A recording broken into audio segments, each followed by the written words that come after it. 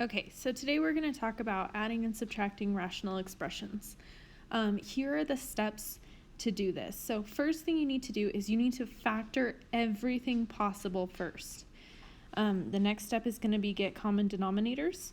You will combine the numerators and keep the denominators the same, and then simplify the remaining expression. So let's take this back to fractions. So if I have 1/2 plus 1/4, I need to get common denominators.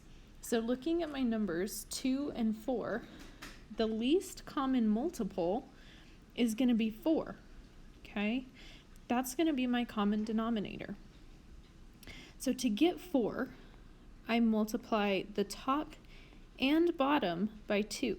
So I get 2 over 4 plus 1 over 4. Then I combine the numerators, so 2 plus 1 is 3, and I keep the denominator the same. Let's look at the next one. So 1/9 minus 1/7. So sometimes it's not easy to see a common denominator. So in this case, our least common multiple is going to be whatever 9 times 7 is, okay? Which in this case is going to be 36. So I multiply each fraction by the other denominator. So I multiply this one by 7 on top and bottom, and then I multiply this one by 9 on top and bottom. So I get 7 over 36 minus 9 over 36.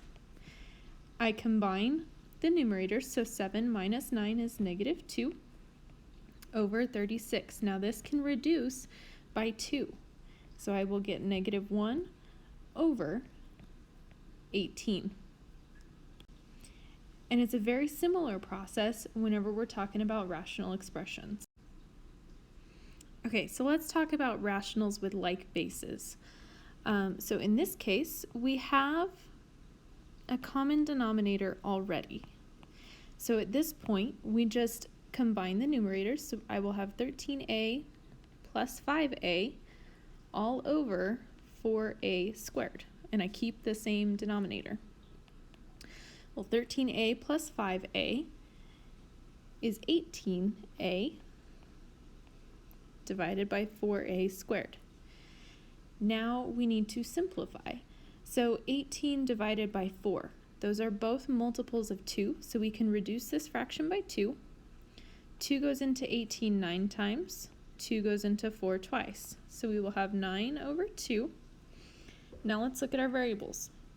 I have a divided by a squared. Well, if I have 1 on top and 2 on the bottom, I can cancel 1, but I have 1 left in the denominator. So my final answer is 9 over 2a. And let's look at number 2. Okay, so I already have common denominators, y squared minus 9. So now I just need to combine the numerators. So y squared plus 8y plus 2y plus 21 all over y squared minus 9.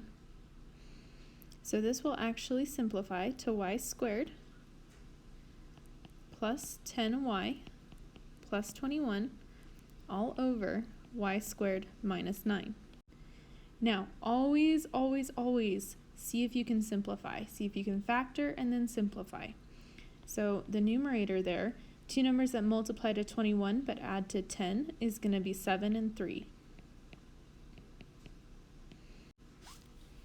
In the denominator, y squared minus 9 is a difference of squares. So we have y minus 3 and y plus 3.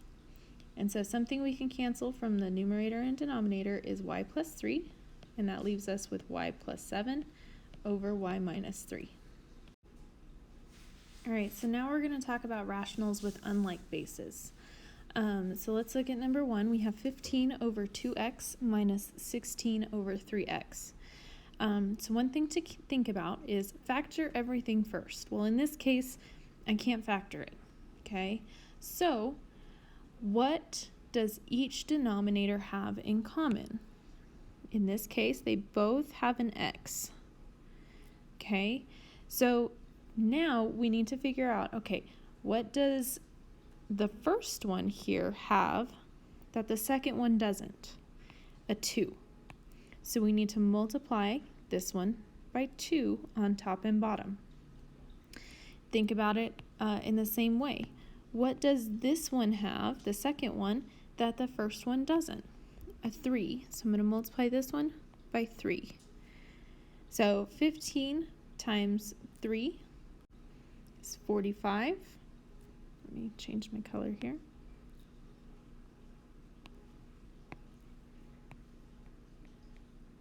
And my new denominator is going to be 6x minus 16 times 2 is 32 over 6x. So then we combine our numerators. So 45 minus 32 is 13 over 6x. This cannot be simplified anymore. This is your final answer. All right, so now let's look at the second one. Factor everything that can be factored first. Well, k squared plus 16 is not factorable, so it's going to stay. In the denominator, 5k minus 10, we can take out a greatest common factor of 5. That leaves us with k minus 2. And then the second one we cannot factor anymore. So ask yourself, what does each denominator have in common? In this case, the k minus 2. But what does this denominator have that this one doesn't? The 5. So I need to multiply this fraction here by 5 on top and bottom. Whenever I do that, this guy will stay the same. Now 4 times 5 is 20. And then I will have 5 times k minus 2. So now notice that our denominators are the same. Now we just combine the numerators. So 16 minus 20 is going to be negative 4. So I will get k squared minus 4 over 5 times k minus 2. Again, see if you can factor and simplify. So k squared minus 4 is a difference of squares. You're going to get k plus 2 and k minus 2 all over 5 times k minus 2. Now we can cancel the k minus 2, which leaves us with k plus 2 over 5. That is our simplified form. Let's look at one more example. Again, factor everything first. So I can factor the 4p minus 20. I can factor out a 4. That leaves me with p minus 5 plus p minus 6 does not factor. P squared minus 8p plus 15. So two numbers that multiply to 15 but add to negative 8 is going to be p minus 5 and p minus 3. Okay, so now we need to look, what do the denominators have in common? Well, they have p minus 5. So what does the first one have that the second one doesn't? The 4. So I'm going to multiply the second one here by 4 on top and bottom. Same thing, what does the second one have that the first one doesn't? The p minus 3. So I'm going to multiply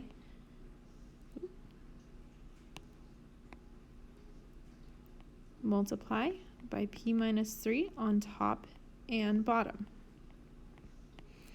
So now my common denominator is going to be 4 times p minus 3 times p minus 5. So what I'm going to do is I'm going to distribute, so this 2 will distribute into that to get 2p minus 6 plus, and then I'm going to distribute that 4, so you get 4p minus 24. And now we simplify. 2p plus 4p is 6p. Negative 6 minus 24 is negative 30. All over 4 times p minus 3 times p minus 5. Now see if we can factor. So I'm going to continue up here. I can factor out of 6 out of the numerator, and that leaves me with p minus 5.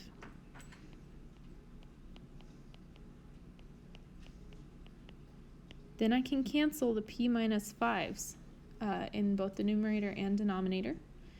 And also look, 6 divided by 4. So it doesn't go into it evenly, but they are both multiples of 2, so we can reduce by 2. 2 goes into 6 3 times. 2 goes into 4 twice. So we will have 3 over 2 times p minus 3. This is our final answer.